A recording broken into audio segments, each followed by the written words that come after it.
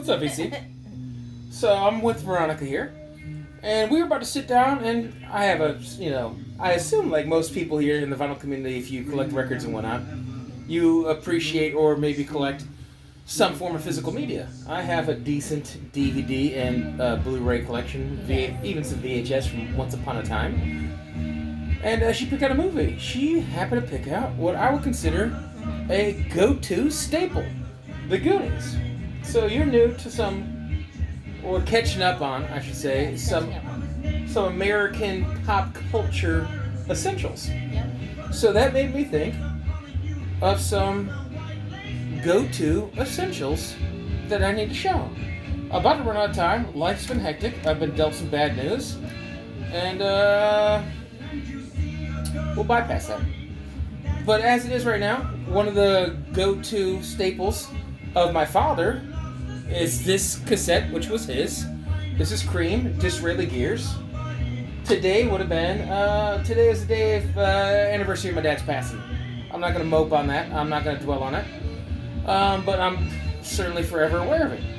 And so, between that movie and some things of that nature, I was thinking about it. This Cream, for me, like it was for my father, is a go-to favorite of mine. And one of my favorites in the VC is Steve Carlson. Steve Carlson. A.K.A. Funky Steve, A.K.A. Metal Steve, A.K.A. Punk Rock Steve. He might be the only person in the vinyl community slightly more eclectic than I am. Alright? And he has a little thing going on right now. He's doing a breakdown of top 100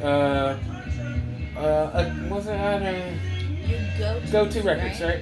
Because I was thinking, I need to, and was right before Steve did his, I was going to make 100 essential eclectic records to start building an eclectic collection. So this kind of worked out perfectly. So whatever, yeah. So I just grabbed some randomness, and I'm going to get after it. I think his caveats were you could do live albums, you could do soundtracks, but not true compilations. So it could just be like the best of the 80s, the good years, or something like that. Is it a soundtrack or whatever? It is what it is. So while I was at it, I guess one of the things, did we mention? I don't know, because we started this over because we realized that the cassette was playing in the background. Yeah. And we're like a reboot, so I can't recall what we were just speaking on. But Veronica and I had some Golden Llama, some Peruvian food. Yeah, the Golden Llama is the name of the restaurant, not the animal we ate. Yeah. Although we keep it eclectic, We need some llama. So we grabbed some beverages while we were there. I had was it Inca? Inca, yes, I believe. Yeah, like Golden Inca? Yeah, I guess another Golden. Malta? Yeah. So this one right here is called Pony Malta. And it is unique. I'll take a sip and pass it to you. We've been sipping on it for a while. I mean, she looked it up because I couldn't remember the name. Chocolate malt balls. Like Whoppers? like the milk.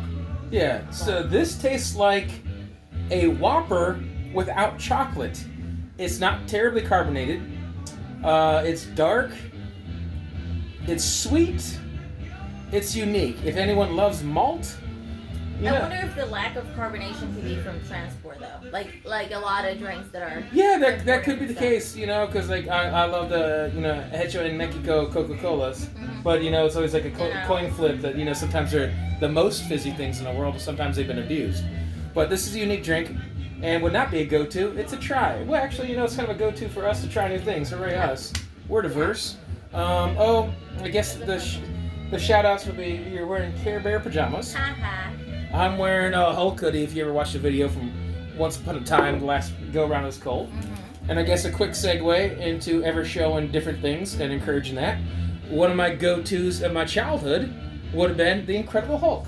So that's number 247 from May of 1980. The Incredible Hulk. Nice. So let's get after it. And then while it's still cold, even though we need to finish that Malta, I don't know. this we had to buy because it's called Colombiana. La nuestra. Like our drink, basically. So it's literally described as cola-flavored soda. So Cola with a K, though. Let's see And this. it says that it's la que tomamos en casa, what we drink at home. That's what it says right on there. What is it?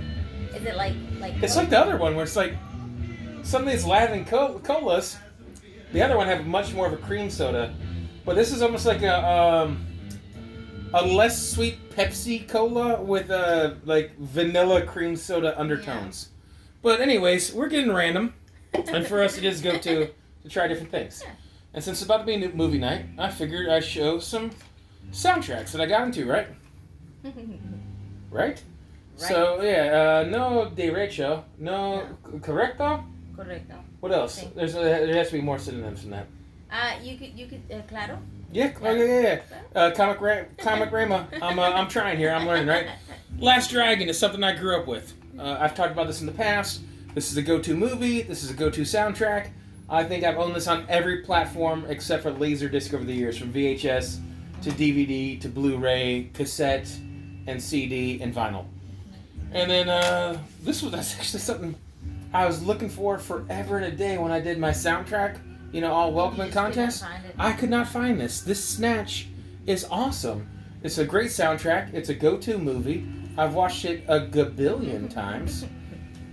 So I had to do this for Vinyl Douche. Vinyl Douche made it very clear that when you're showing your CDs, it's very important to have them parallel and perpendicular. And I'm not one to disrespect the douche. Of course. We're already non-alcoholic tonight. Help yourself to an international beverage, sir. We have many. We got some ceviche in the fridge though, but the lady might bite your hand if you reach her too much. Seriously. You don't want to mess with my ceviche. Yeah, she's a bear. She's a vicious purple bear. All right? Very vicious. Yeah, is that box getting the best of you? Yeah, the box just flipped over here. I don't know what happened. And then I guess Tone Scott, shout out to Tone Scott, brother in California. He was talking about one of the things that makes go-to is nostalgic. Mm-hmm. All right, so I kind of grabbed some things that are out of place and I don't really have a rhyme or reason. We were literally just about to sit down and watch this movie, and we're like, screw it. Let's grab some non-alcoholic beverages and be silly for a moment. So part of the nostalgia could be, I guess let me sneak out another soundtrack. This movie's nostalgic. I got this in Nashville. Does the lady want to hold it? I think they know what it is. It's Curtis Mayfield. It's Superfly. It's a great movie. It's a great soundtrack. It's another one of those. This wouldn't even be considered a compilation because Curtis Mayfield did the score. So I view this as much as a Curtis Mayfield album as I do an actual soundtrack or record, right? Yeah, right? Okay, would you like me to just start pressing it? So there's some other things that are to jump out of order. So there's some other things that are nostalgic, like this Green Day Dookie cassette. This is from my childhood. If you don't remember, some of these when they try to get funky with when CDs were taken over, you had to market things. So this was on blue, clear cassette with blue. So this Green Day Dookie, I can still listen to it. It's nostalgic. I love the music. It's kind of juvenile, but it's still relatable. Let me see here. Burnout, Having a Blast, Chomp, Longview, Welcome to Paradise, Pulling Teeth, Basket Case, She, When I Come Around, Coming Clean. This whole thing, man. I bet I'm not even joking, I bet if I listened to this 2 or 3 times in a row, the 3rd or 4th time I could sing every lyric with it. I bet so that's a go-to record, especially when I was younger, but still to this day, it's nostalgic. And then let me bypass these 2 records, because other things I'm just nostalgic for. You could tell I didn't have a rhyme or reason, or something along that line. Speaking of my father, this is something that was nostalgic. This is Led Zeppelin 3. It's a go-to. When I think about it, I think of Pops. I think about various times in my life, and it's freaking Led Zeppelin. I've shown some other things in the past recently, Mazzy's contest or whatever, and I showed some different Led Zeppelin, so I figured I'd show that one. This one has the die cut with the whole spin that gets all fancy. You've seen it before. I don't think we need to pull it out, because we're going to try to bang through this and not make a 40-minute video. We got But there's some other things that are nostalgic, like being a young crazy bro. I also showed different Metallica recently in the past. I don't care. The Black Album as well. That's kind of more of a cut off for me to really enjoy Metallica. The early Metallica? This Ride the Lightning. I showed Injustice for All recently. I think with Dustin. I might even have a tie into that. Later, I showed some Metallica with Needle Drop or CD Spun Metallica in the past. This early stuff, young aggro bro childhood, it's always gonna be nostalgic. You can always go to it. Bring up your energy level. What if you just don't want to you don't want to like tackle the day at work, or you just want to get rid of it with some energy and tackle the thing that you need to take care of after work, I can always go to early Metallica. And then there's stuff that is less nostalgic, but just stuff that you loved, and maybe it's nostalgic now because you've listened to it long enough, but it's not like something immediately from your childhood. I developed into a Judas Priest fan. This is something my parents certainly didn't play that much. My dad didn't have a disdain for Judas Priest, but wasn't a regular part of my childhood. Yeah, I don't want to cover up your face. But, yeah, I love Judas Priest. I thought I'd grab that stained class because early Priest for me is always a go-to. I enjoy the newer stuff, and when it suits my mood and the energy, I can certainly do that. But early Judas Priest, I absolutely freaking love. They're go-tos for me, right? And then along that lines, I'll probably pull this one out because this is along the lines of records that you always find but never find in good condition. This is almost along the lines of, imagine if you've never somehow come across this record or unfamiliar with it. This is along the lines of basically a brown paper bag, but thicker, so it's not glossy. This is always trashed. It's always beat up. It's always just gnarly.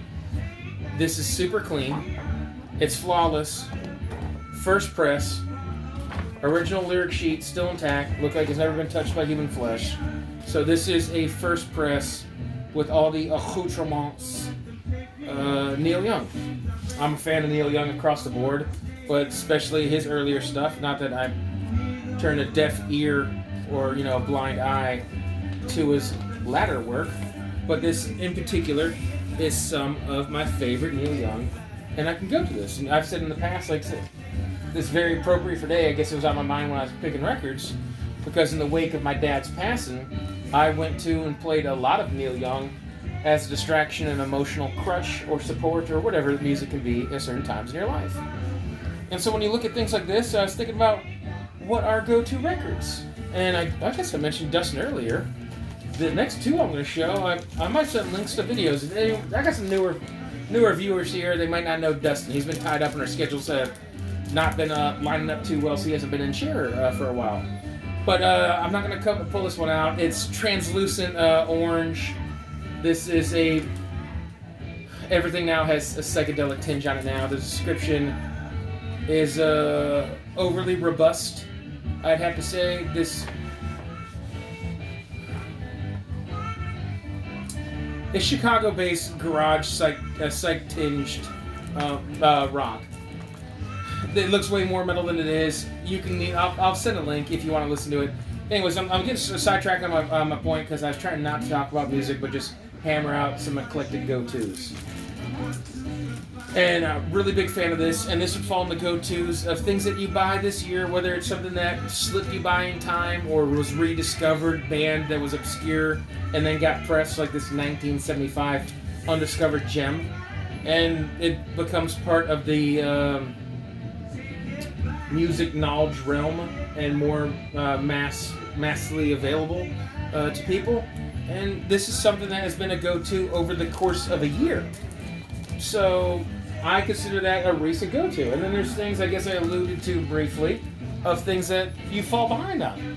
For whatever reason, I didn't discover Black Mountain 4 until I was at Pharmacy Records, and Frank was like, if you're a regular at a record store, then you know your likes and tastes. Like, dude, I think you're really going to vibe with this record. And it's gnarly as all get out. It's a double disc. It's on white wax. I'll probably send a link to a hangout with this. I won't say this plain because this is Black Mountain 4. I did the contest entry for Bev, Clark Revision. And we played this in the background because it was 4 and it tied to things. That was one of the most fun videos I ever shot. I thought it was a riot. It was super fun. It's one of those videos where 40 minutes actually goes by real quick. So I'll probably send a link to these next two records. So you can hear the needle drops in the background, but those are also fun hangouts. And if you're new to me, you can meet a friend. And we actually had a back and forth. Unlike right now where we're trying to hammer this out before movie time where you're not getting a word in edgewise. Do you have a thought or a... No thoughts. Blank. Blank thoughts? Nothing? Yeah, nothing. Okay, I don't want to be accused of not letting you speak here, so... No, he's actually He's not shutting me up. I promise. Right. I have nothing to say. Nothing Right. to say. Right Nothing of quality like he does, I guess.